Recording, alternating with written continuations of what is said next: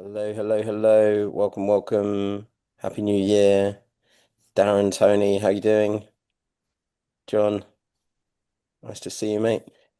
Just while people are joining then, I'll do the obligatory bit at the beginning where I ask Tony why he's joined and if there was anything in particular that brought you along, Tony, to this session, or again just general interest in the topic. Um, just a general interest. And I think all the discussion we have on these calls are really interesting from multiple different angles in terms of leadership, ownership, innovation, I suppose building with passion. Um, so I will admit I haven't done enough research on today's topic, so I can't answer specifically on today's topic because I'm busy doing other things and courting multiple companies for job interviews, which is the priority. But no, Mate, insightful discussions. you're in for a good one. You're in for a good one. Darren, I'll come on to yourself. Happy New Year. Was there anything in particular on this one that brought you along, or just tuning in?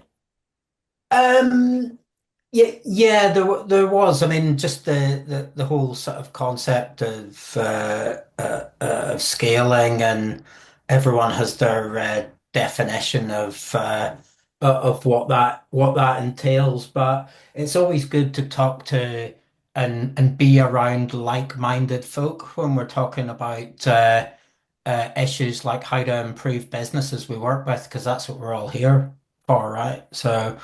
That's really my interest in it, and pleased to meet everyone here. Look me up on LinkedIn, say hi.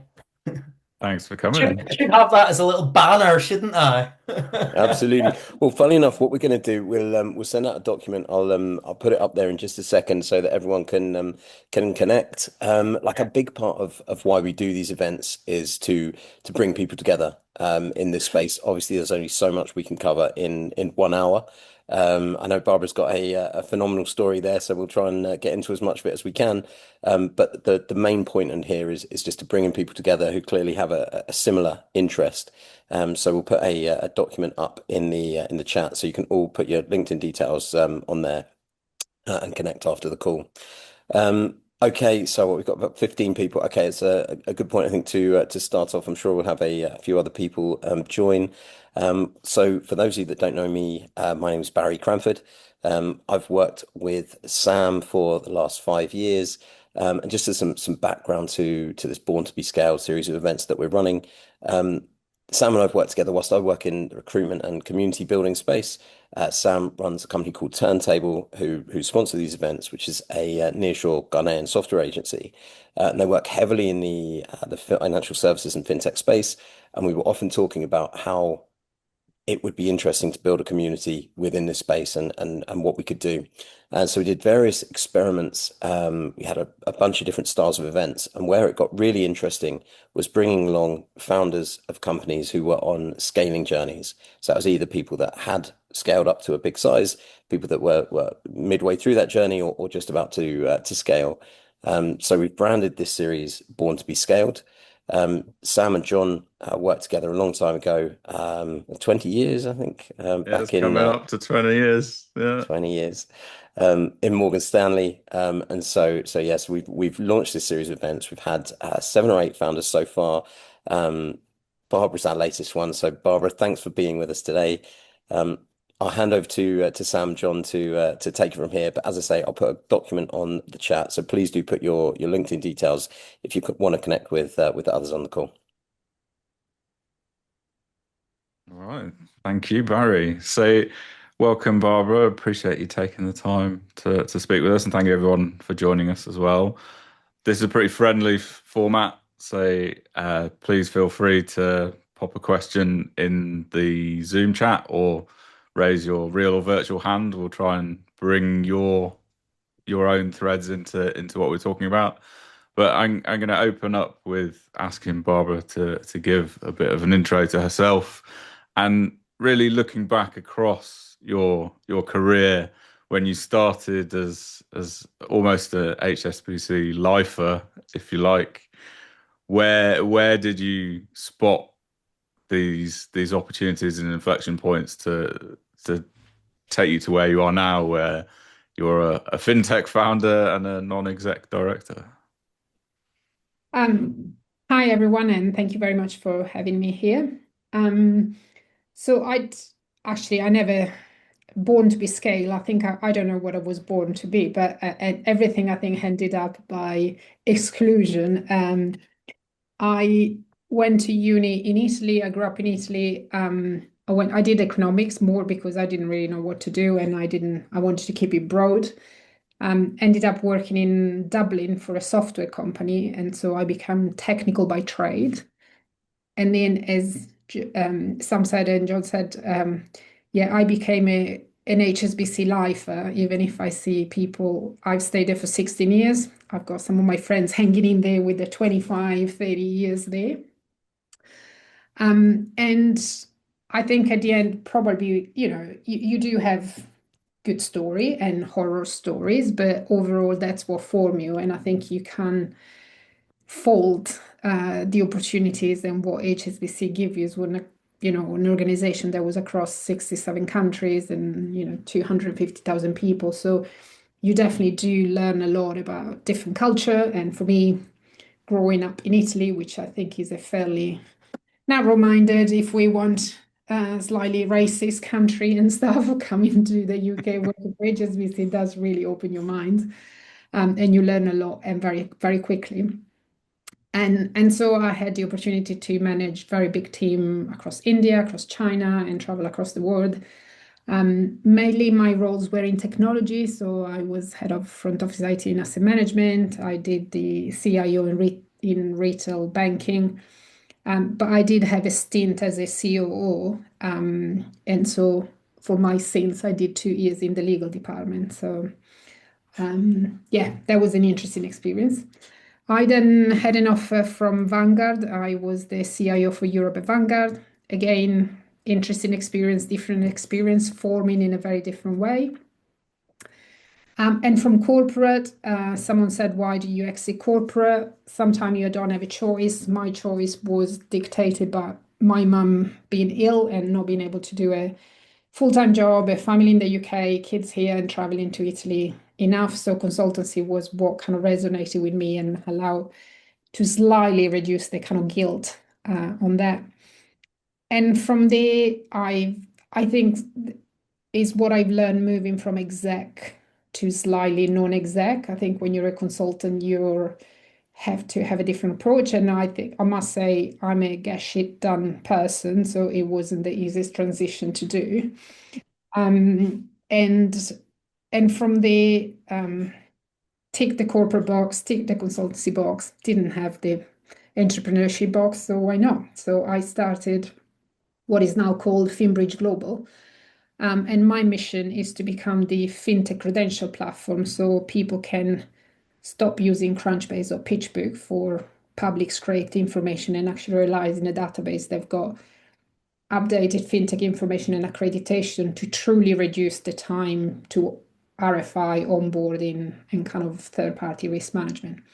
And that's pretty much borne by my experience or my scars that I've had to endure through the process. And when you look back to moving from like a head of front office technology role, some people, if you look at that in a sort of line on a CV, it's like that's the really top job to aspire to as a technologist, to move out of technology almost into operations and CIO, COO roles. Was that intentional? Was it an opportunity and you went for it? How did it happen? So when I was the head of front office IT, I think for me, I'm also, as I said, I like putting structure to chaos, and I'm not very interested when things run as business as usual. So I think I do.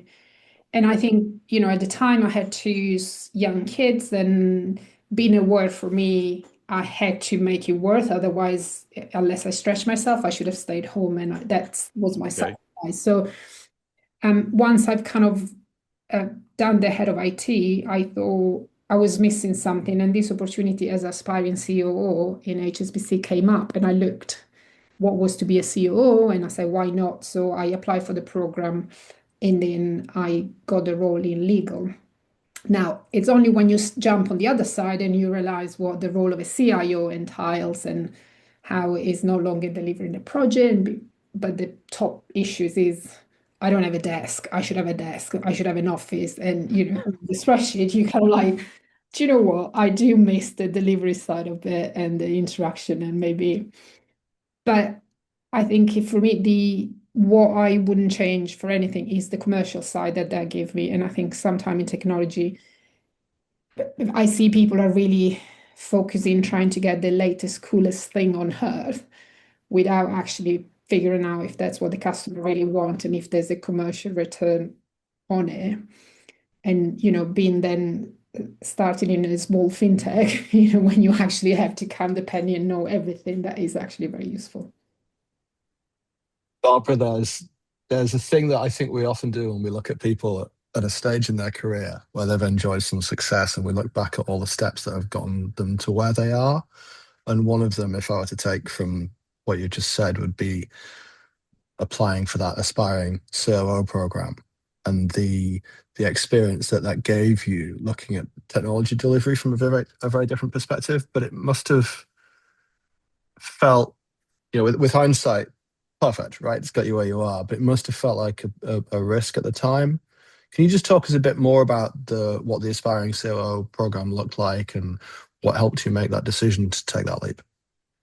I think it was the opportunity to join a selective group of individuals across the bank and across the globe to get together and having dedicated training for a period of time and actually then get together and do a proper assignment and proper project and then ended up in your kind of aspiring list. So if a role came up, they would kind of put you forward for that.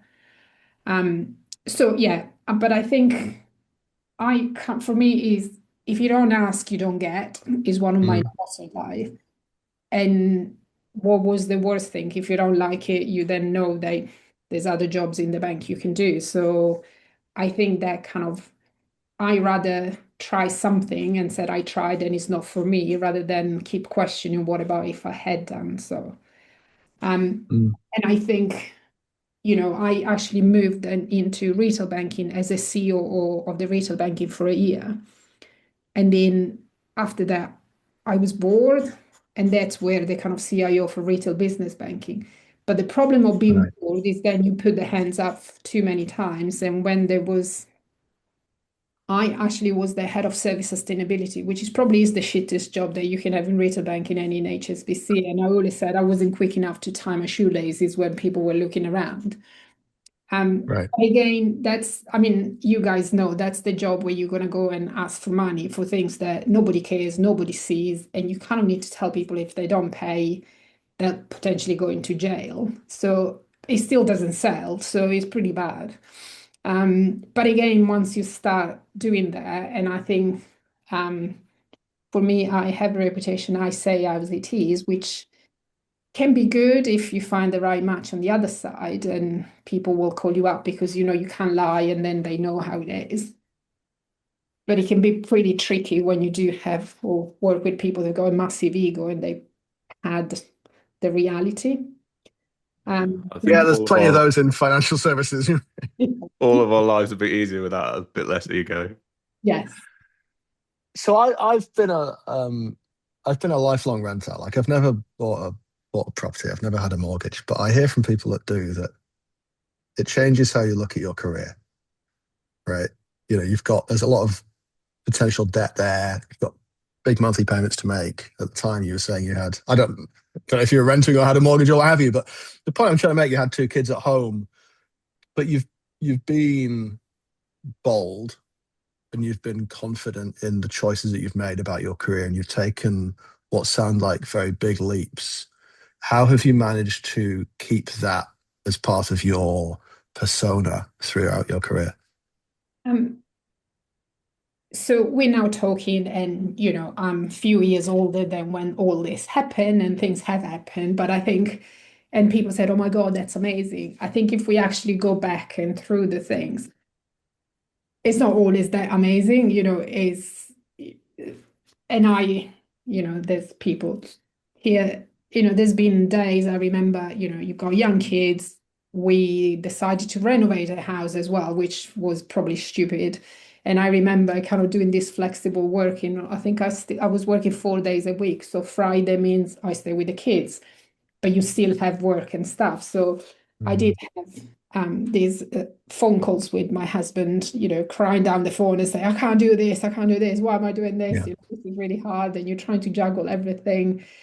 And I think I don't think we talk about this enough, and especially for young people coming up. And I'm not saying just women, it's a combination. It's great to see there's much more young lad taking paternity leave now and share there.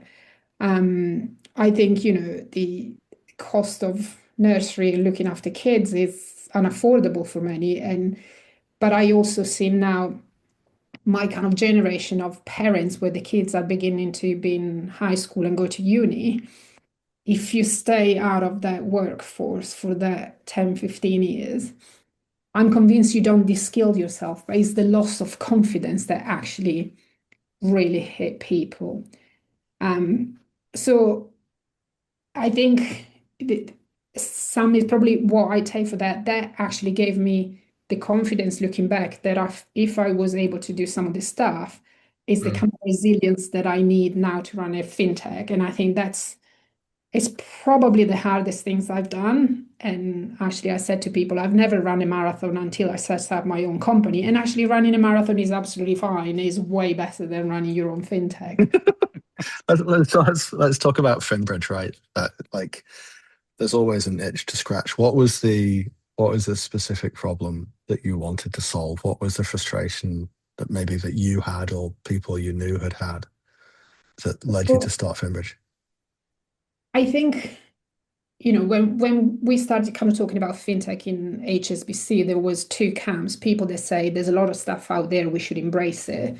And there was a camp of people saying they're going to take over our job, they're going to kind of whatever.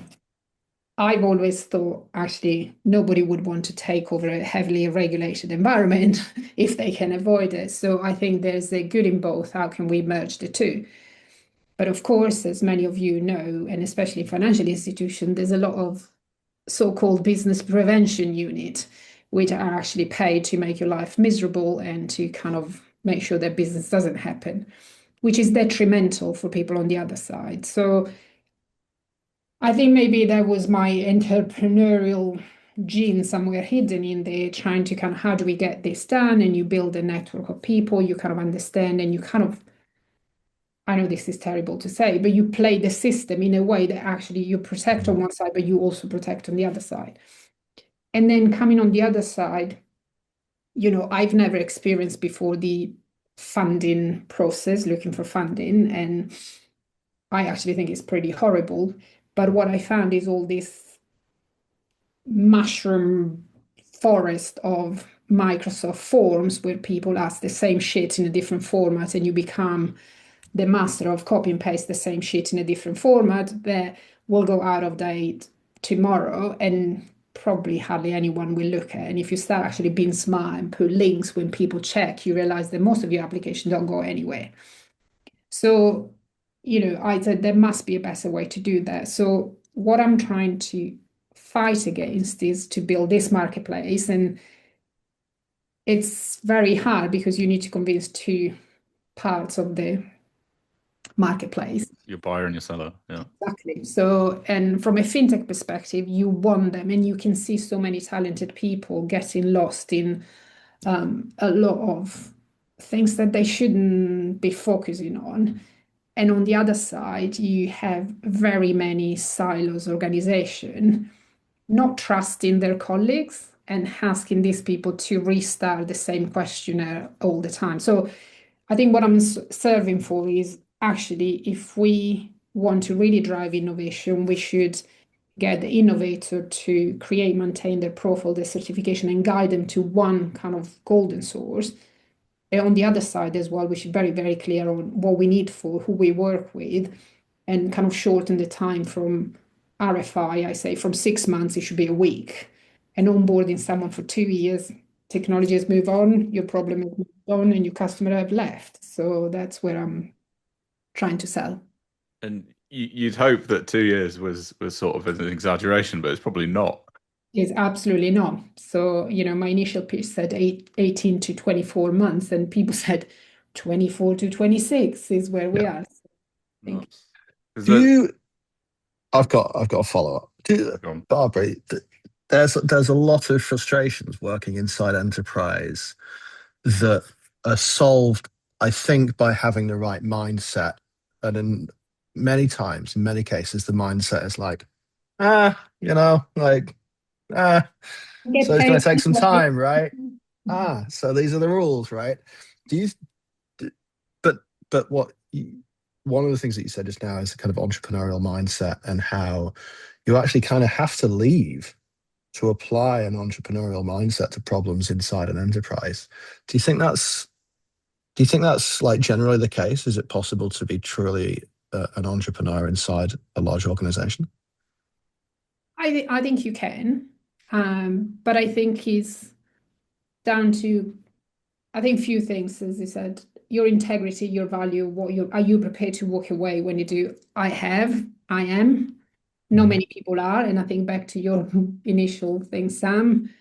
Do you need the cash coming in, and do you need to make sure, and that's a priority, so you're prepared to just bend back and forth for that.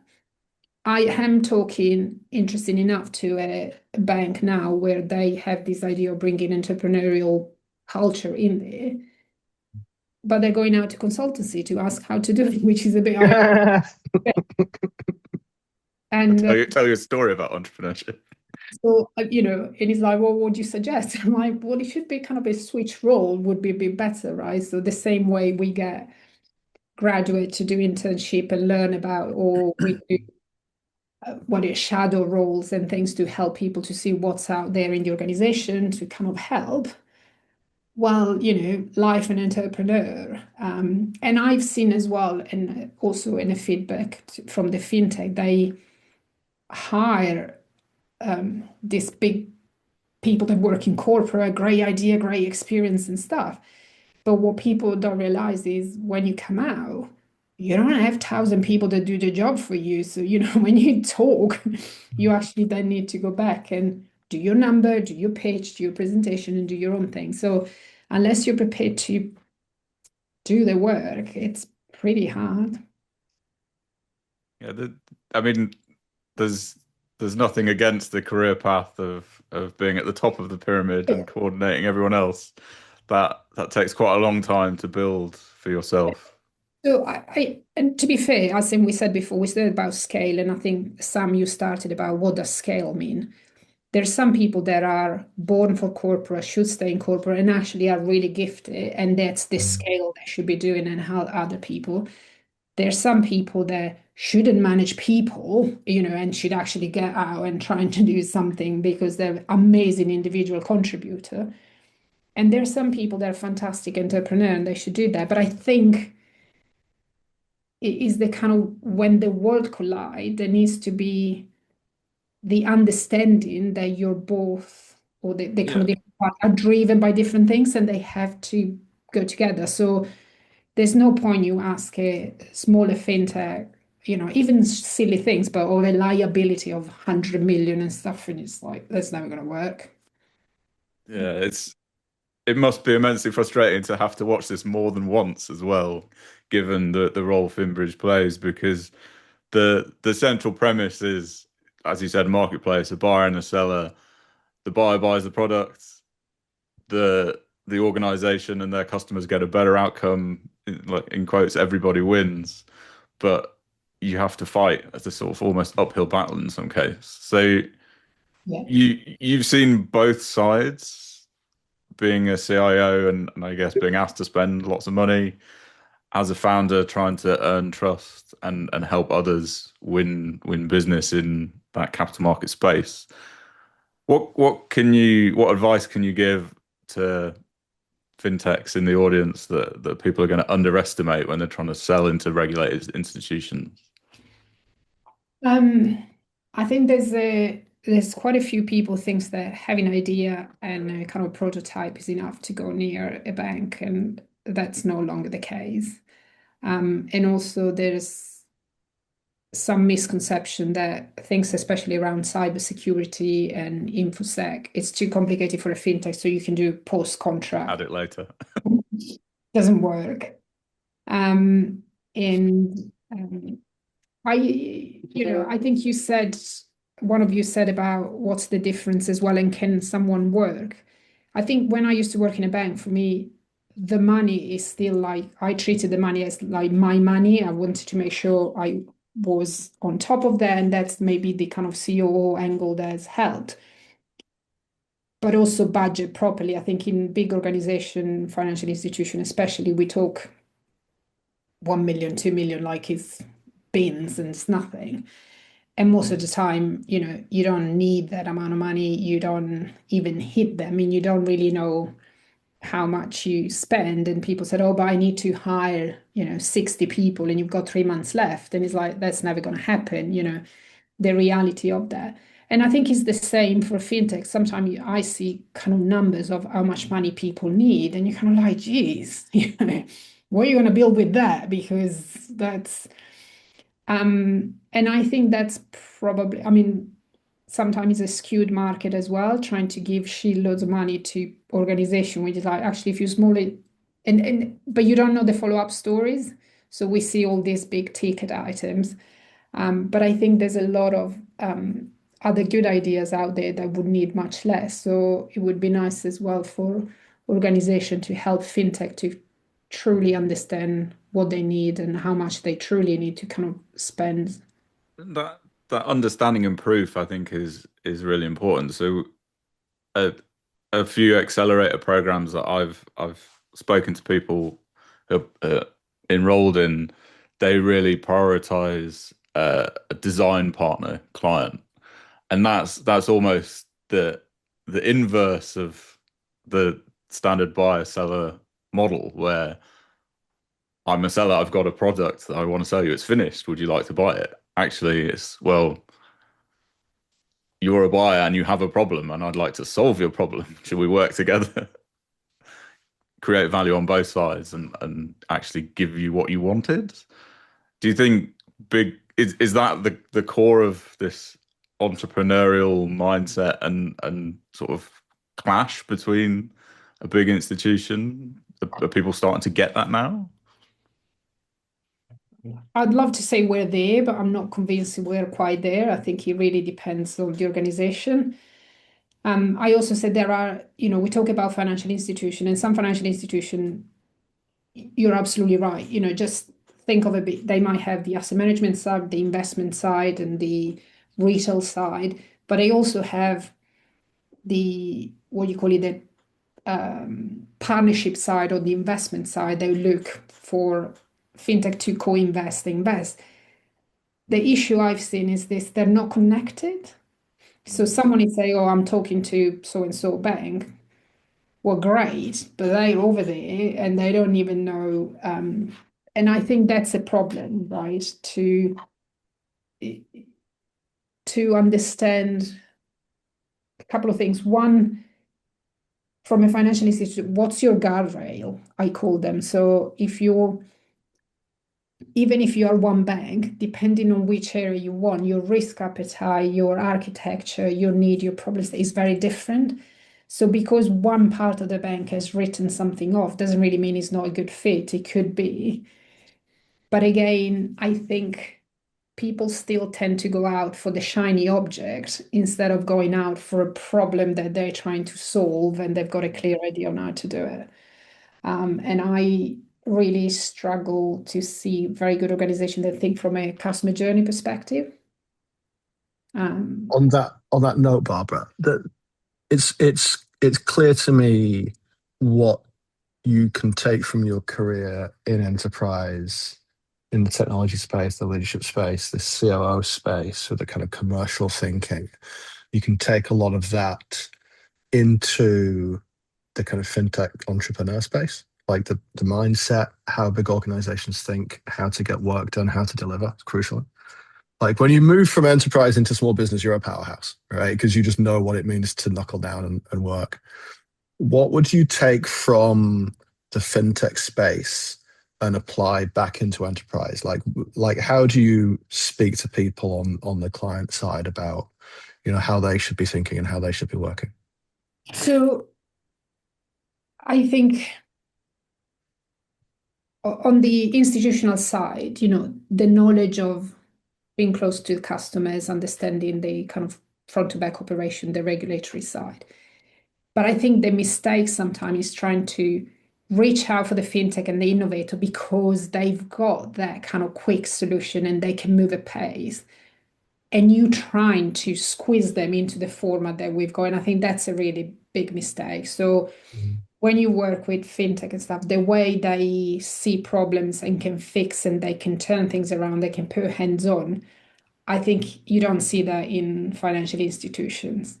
And I think that's the one to nurture, but sometimes guide and direct to make sure he's kind of risk proofed. But I think is that, yeah, skills. I think if you go on, if you're an entrepreneur, you don't no longer work 9 to 5 on a Monday to Friday. You kind of become whatever day it is, whatever I need to do, I'm going to do it. Now, some banks would pay for that, but they actually have to pay overtime or they have to pay for people to do it, right? And that comes free from fintech perspective. But I think what is sad to see is a lot of this kind of good intention and good speed and stuff is abused by financial institutions. So, we Right. talked before, they all get paid regardless of what they deliver or not on a monthly basis, where the poor fintech are trying desperately to work 24/7 to get somewhere. And even this, proof of concept and stuff like that. And I think what is really sad sometimes is where they waste so much time of this and then they say, thank you very much, we're now going to build it internally.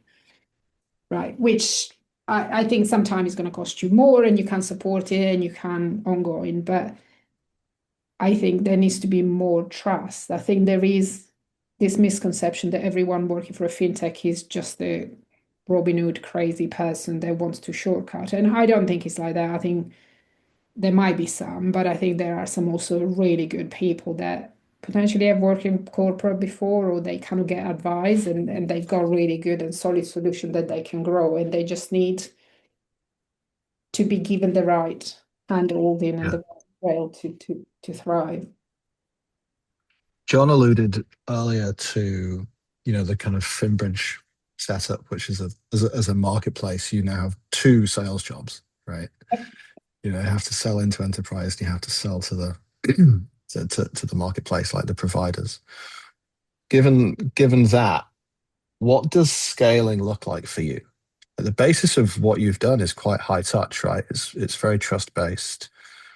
How do you, and you're, a small band, how do you scale? And given what you've spoken about, your home life, which you've been very open about, how does that come into it? And I think two things. One, we want to scale across different markets. And I think we are having conversation with the UAE and some of the interesting conversation that we're having is where people said, oh, you don't understand the regulatory environment and stuff. But when you drill down, it's not actually very different. And, there's a lot of similarity.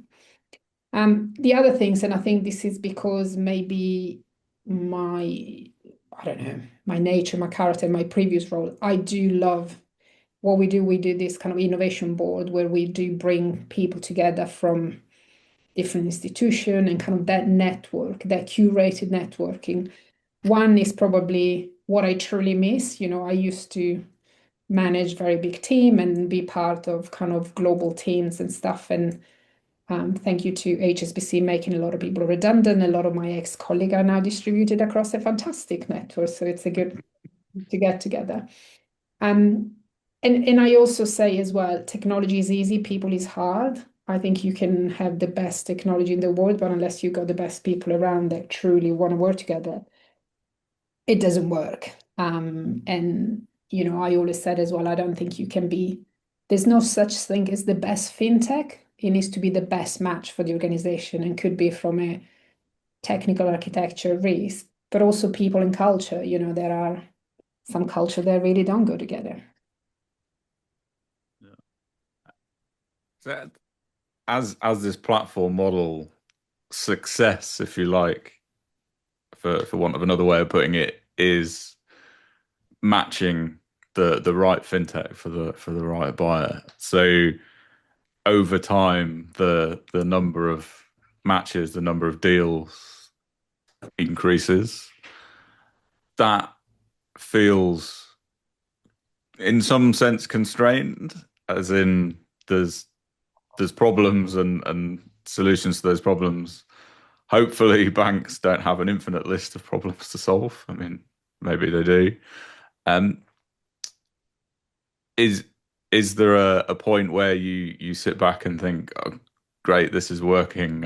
I've done it, and then you start getting bored and look for the next thing, or is this just going to keep going?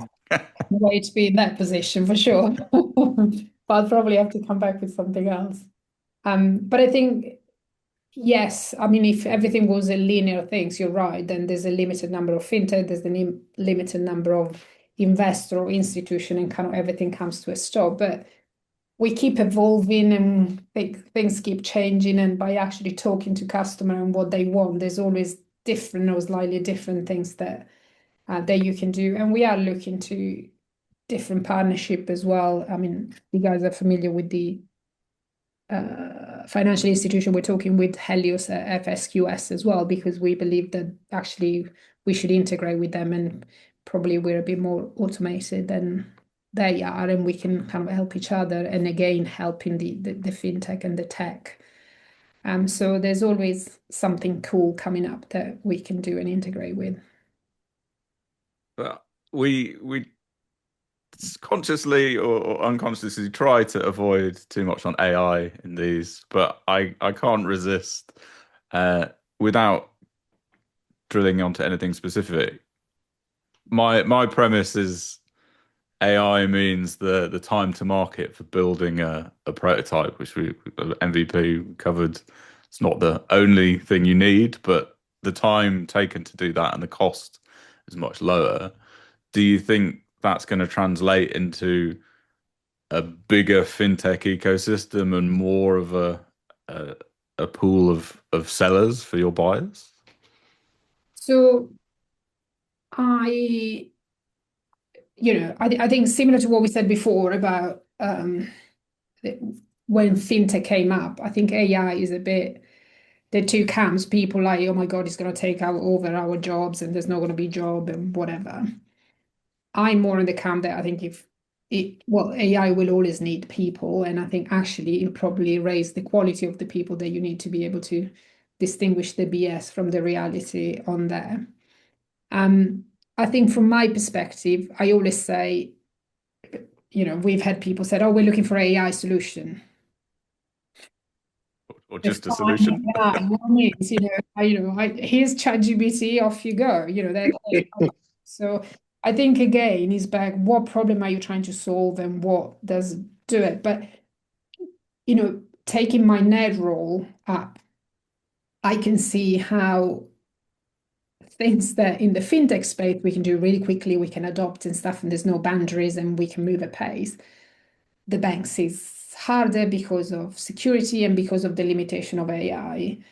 And a really clear case is, for example, the board minutes. We still have someone coming in and stenographing the old things and then writing the minutes and doing that. And you think, surely we should record that, and then he goes and transcribe.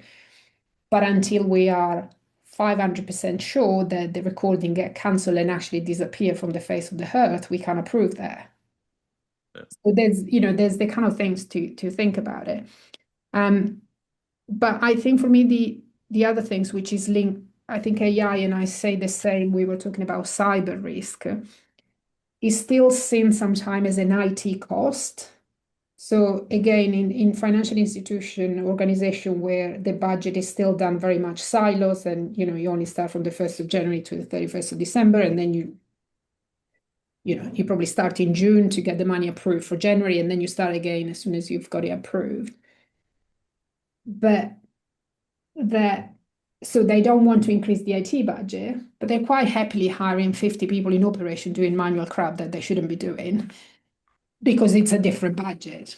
And the same conversation, when I'm trying to get people to buy the platform, we don't have budget to pay 20 grand for a platform, but we're quite happy pay 20 grand for a table at the awards night tomorrow night, and that's a different budget. And that's the kind of frustrating things, I think, for people looking for investment or looking for fintech and how we look at things. So I think we should embrace AI. I think there's a lot of things they can do. I think the government has an impossible role of regulating that, and I think they don't have the skills, and I think it's really hard. But I think in institutions as stuff they're realizing as well, because preventing your employees in a bank to use ChatGPT or use stuff means they use their own version, which actually make it worse because you got leaking of information outside. So you got to embrace it. Yeah. Just going back, Barbara, to the scaling conversation, and one thing you mentioned when we did the prep call that I really enjoyed was your approach to partners and partnerships. And I'll use the word trap that a lot of entrepreneurs fall into when they start or when they develop a product, is that they'll be approached to partner with a larger group or a larger organization, thinking, oh, that's great. You do what you're good at, I'll do what I'm good at, and we'll both somehow profit. And in my experience, it really works out that way. Is that an approach that you're taking with Finbridge, either to get into organizations or to help grow, scale on the fintech side?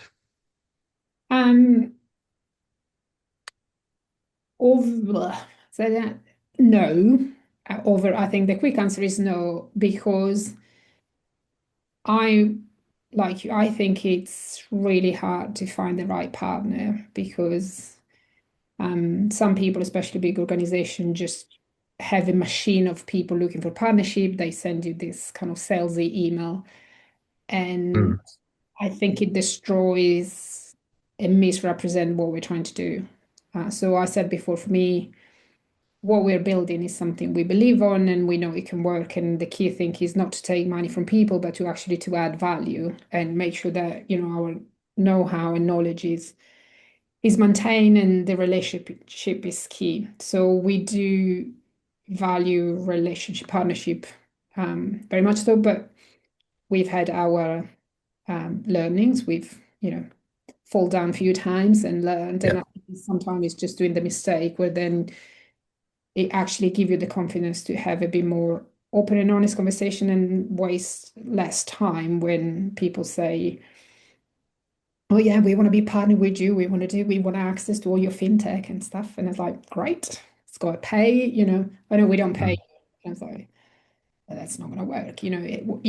It's kind of, especially, I think is the frustration for me is organization coming, which they've got loads of money and they can see the opportunity and you'll save immediately, but they're not prepared to pay because you're a small player. And I think that really winds me up.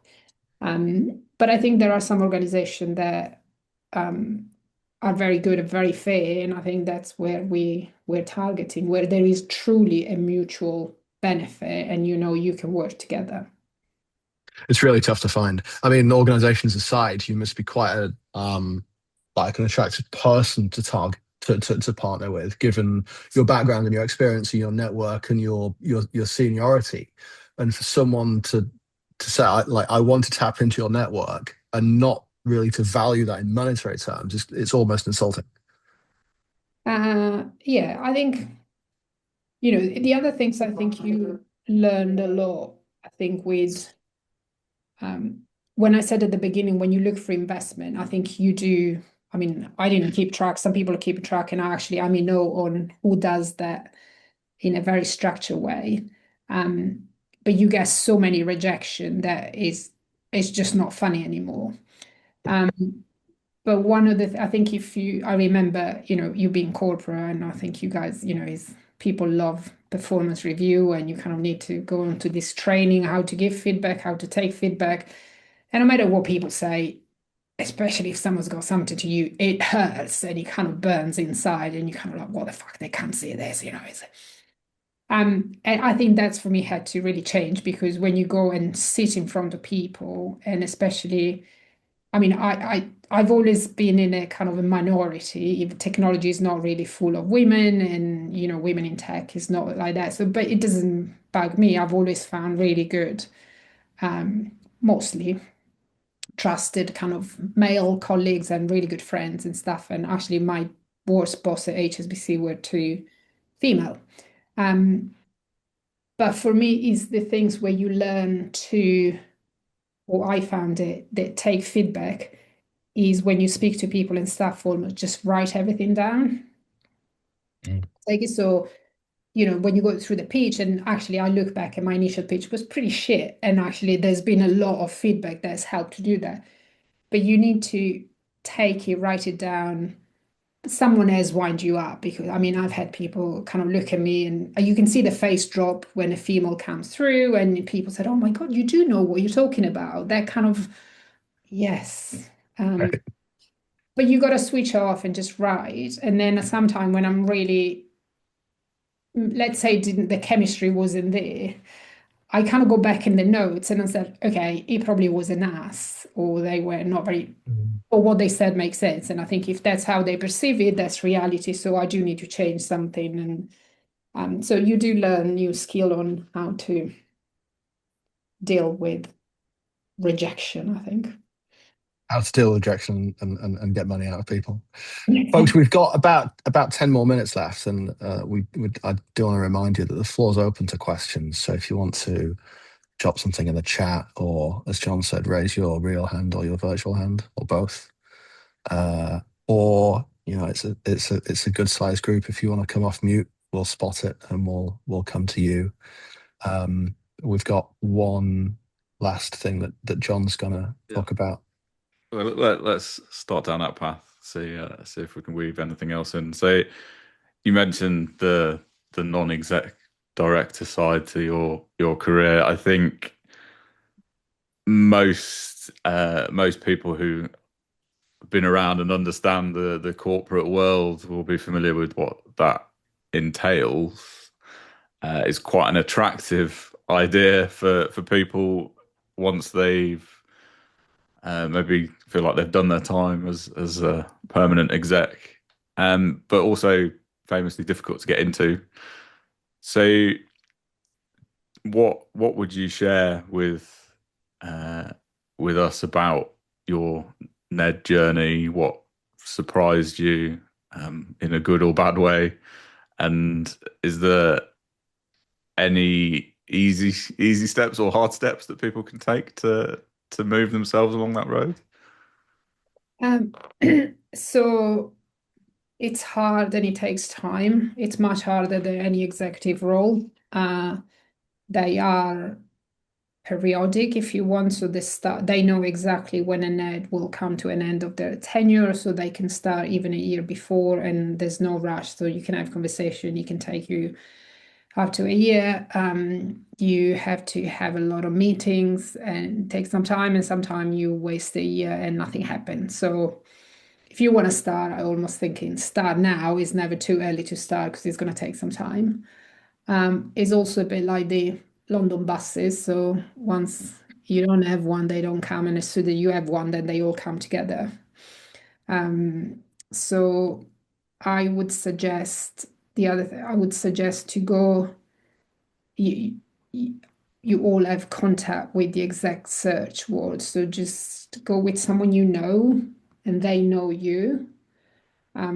Because I found it, sometime I just gave up in even applying because it was too tiring, and to trying to explain to someone what you do and why they should do it. And he's like, if I can't, if you don't truly understand, and I'm going to have to spend like a week to try and explain it to you, how the hell are you going to represent me there?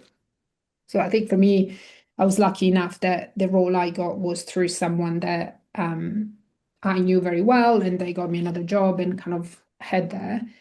But full transparency, I also had working with someone else, which they put me through an ad role. I didn't get it, but actually I don't think we were not a good fit with the board. And I think that's the other thing. So I think in exec role, there's so many people you will not meet until you get there. I think from in a role, you know the board and you know the exec team. And if you don't think the chemistry is there that you can work together, it's pretty hard. I mean, you might meet monthly or only quarterly, but it's pretty hard unless you just want to tick the box job. But that's not, especially in a regulated environment, that's not what you paid for. But then they contacted me for another role. And actually, I spent 10 months, 10 interviews, got the offer and everything. And then something changed and they pulled it. And that's pretty frustrating. So, but that is the reality of it. It sounds like all of the fun, if you like, of a permanent C-level role with the added enjoyment that you can do several at once, and it maybe takes even longer to do the process. Yeah, I think I think people selling more than that it's easy and it's cruising and stuff. I think I know there is things that if you're regulated is very different. There's a lot of stuff you need to read and you need to be and you need to make sure. And I think the key for me, I was lucky. The board we are is pretty diverse and very complementary. And I think the chairman is amazing. And I think I've learned a lot. So just be careful what you wish for and make sure but there's also, I mean, I think the banks is the top regulated and you've got the PRA, the FCA, but there's a lot of other companies that I think being on the board and help and advise that might be more appealing, and it's probably a good starting point for that. There's probably something to tie back to Sam's part on partners and the good and the bad as well. I think you just said advising. We in this fintech world, there are loads of companies out there that can benefit from some advice, and if you're approaching it from a perspective of just trying to monetize that, that's probably the wrong way to go about it. If you are building your network, you're working with people, you're getting good outcomes for you and for the firms that you're advising, then maybe it eventually turns into paid work. But that's very different, right? So I think you advise, I think when you become a NED on a board of a regulator, you need to be careful because the non-exec has got a reason why it's non-exec. And I think that's where you change from exec to non-exec. You can't tell people what to do, even if sometimes it's so frustrating and you just say, why don't you just do that? But you kind of need to change the tactic and stuff. And also, sometime in the introduction, in the suggestions, for example, I see a lot of fintech and a lot of solution that for me would be a no-brainer, but the way you can't just say, why don't you go and speak to them and kind of do it? You need to kind of come up and suggest that they might want to look out in the market and they might want to speak to people, but they have to make their own decision within the kind of means.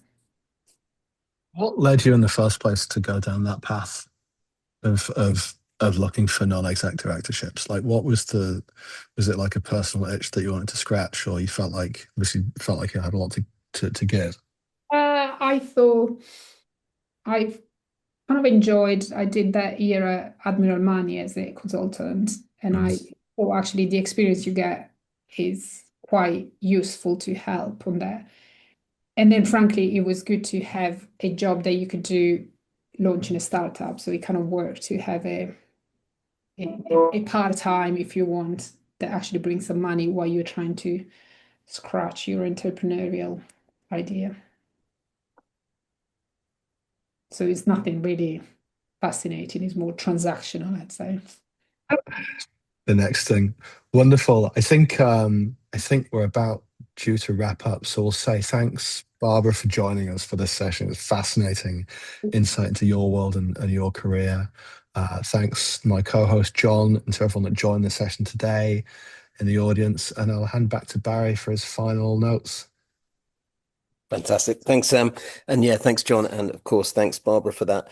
Just a few things. One thing is the link is still in the chat to add your LinkedIn details. I've added Paul's. Paul, I noted you put something on there, but for everyone else, feel free to add your LinkedIn details, open that document and connect with everyone. You can connect with Barbara, with Sam, John, and myself, and of course with others on the call.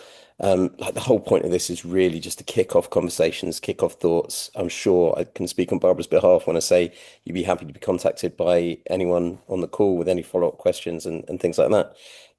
So yeah, please do take that opportunity.